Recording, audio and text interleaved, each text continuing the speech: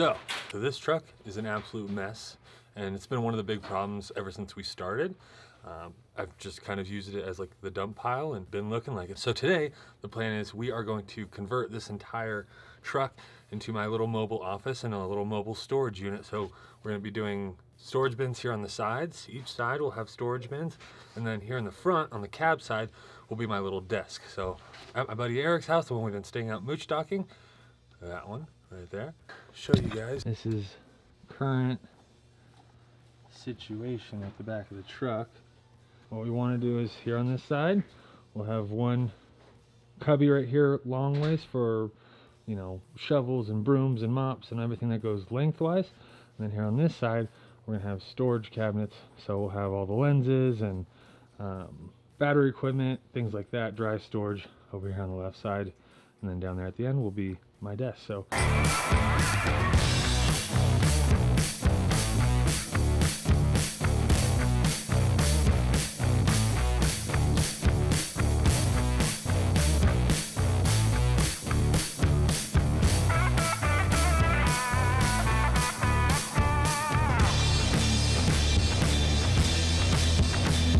That pretty much empties out that. All 8 feet is cleared. Now we gotta build those little boxes. One will go on this side, one will go on that side, and then back here towards the cab, and that's where we're gonna be putting our desk. So let's go ahead and get those boxes framed out, and we'll get the bottoms cut out so we can go around the wheel wells.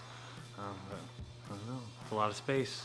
So what I'm thinking is we have the dog food here on this side and the water jug on this side. Both things I wanna access pretty quickly, but those are a good judge of how wide I want to make these boxes. Too wide, you don't have enough room right there in the middle, obviously, to get in and out. And too narrow, you can pretty much tell what that problem is too. If we make both boxes 10 inches wide, that leaves us with 43 inches in the middle for sitting space. So the first thing I had to do was measure the width of the water jug and the dog food container, just to make sure that it would fit the internal width of what I had kind of measured. We ended up going with 12-inch wide for these boxes here. I want to make sure this water jug fits like a glove. And make sure the dog food container fits as well. Looks good. Oh, truly break. Now we want to make sure that our sitting arrangement works, and I'm kind of a big boy, so make sure the chair fits. Good. I want to make sure the desk was 2 feet deep, so a little measurement there, 8 feet wide total, just to kind of get those measurements in. See how long that support bracket needs to be, about 5.5 inches deep, just to make sure it doesn't wiggle, and light her up.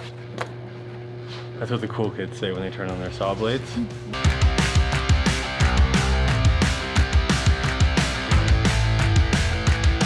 So this is top and bottom of the left. The left side we're gonna do as our kind of like media side slash dry storage, so it'll be open shelving.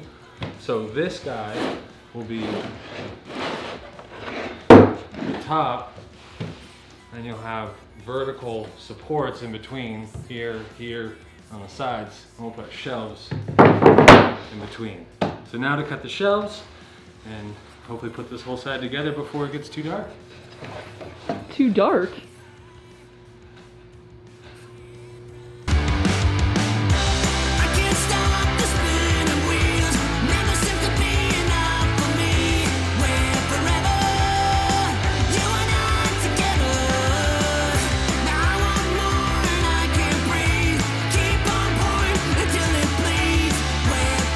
So this is the bottom of our media side. We are going to need to cut out a kind of a half. What's 6-sided? Hexagon? Anyway, so I get it. Half of a hexagon for the wheel well. Squirrel!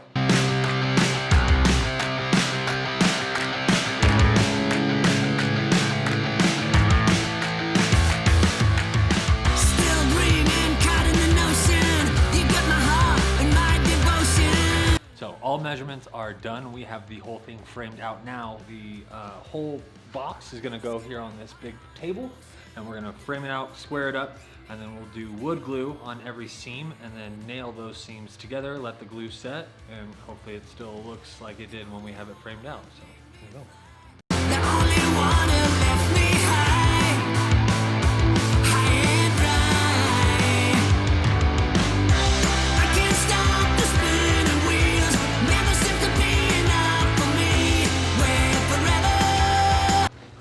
So, last of these guys are done. These are what these supports ended up looking like. And they go in all the corners, like so. All right. Welcome back, everyone. This is day 2 of the truck storage bed build.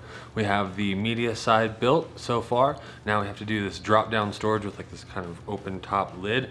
That'll be where like all the shovels and brooms, mops, chairs, long, skinny, narrow things that can just fall into a little bin are getting stored today. So cutting the first cut, 25¼ inches, and gonna make that 8 feet long. That'll be the front of that whole storage bin, and let's get started.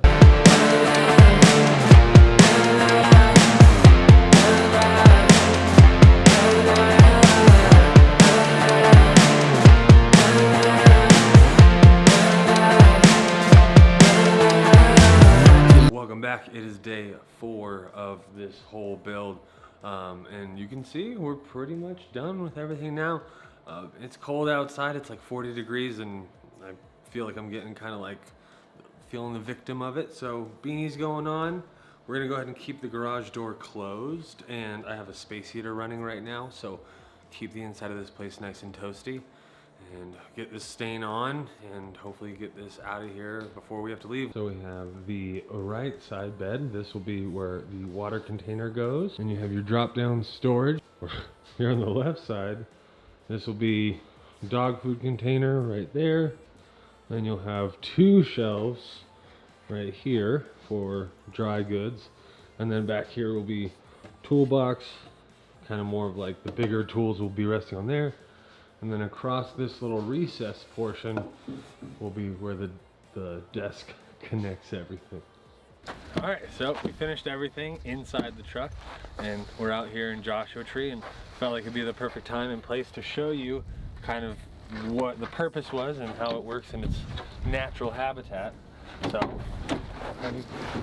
take a look at the finished product. We decided to go with a light green. I really like the color, and as you saw as we were plating everything, the dog food is right here, and you pop off here what you need, and you're all done. Just screws back on right there.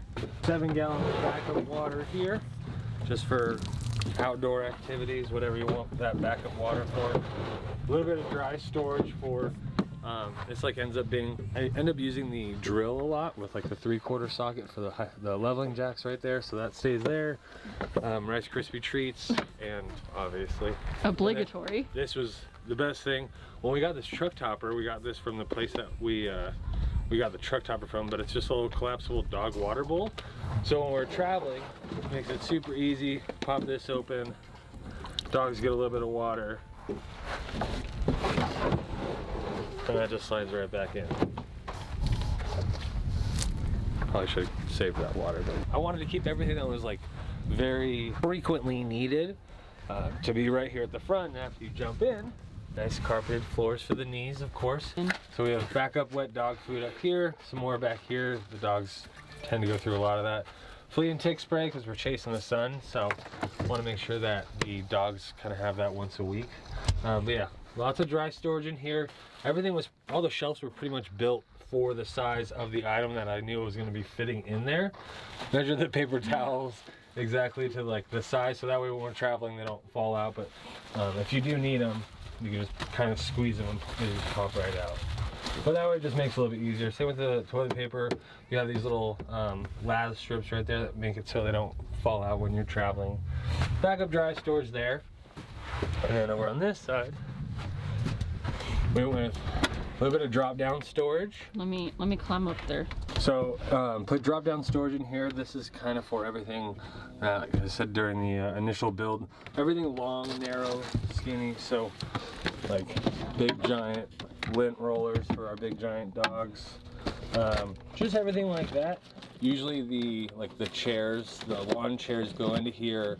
The grass, shovels, everything like that just drops right into there, and that just pops down like that, and there you go. You're ready for travel. And then back here on these little slides, I do have kind of a tiny bit of storage back there, but small. Dog screens for when the dogs are traveling, they can have these completely open for maximum airflow, but then they can't scratch through your screen. So back on this side, you do have all the rest of the tool storage. So this is for everything that we'll need while we're actually on the road.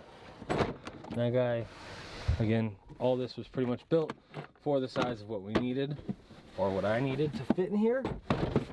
And it just slides back in there. And you have everything you kind of need for miscellaneous projects: clamps, gloves for draining tanks, laths, screws, everything like that. Always a little bit of DAP. This is where the cool part, in my opinion, came in. This is the desk that we didn't get to film the installation of, but this is where I do all the work. And so this was the kind of whole reason why I wanted to build this back area anyways, was to have kind of my mobile office was back here when the kids aren't exactly being the quietest and you want to sit back here and edit or get some work done, make some calls, do some voiceovers. The audio quality is great in here, but this is kind of where all that gets done. You have desk set up right here, which is kind of, again, custom built for me, so Chanel might have a little bit of awkward time getting into here, but it works for me. So you have backup kind of camera storage over here, all like backup batteries, cords, stuff like that.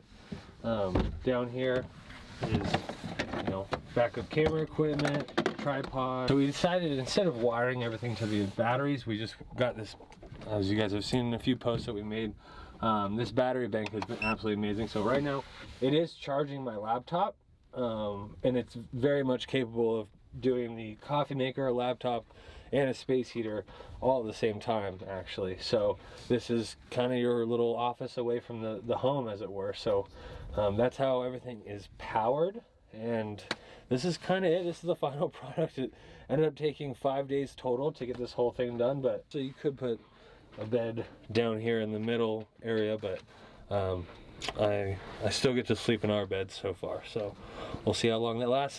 So during this whole drive over here to Joshua Tree, you know, you see all this cool stuff back there. There's this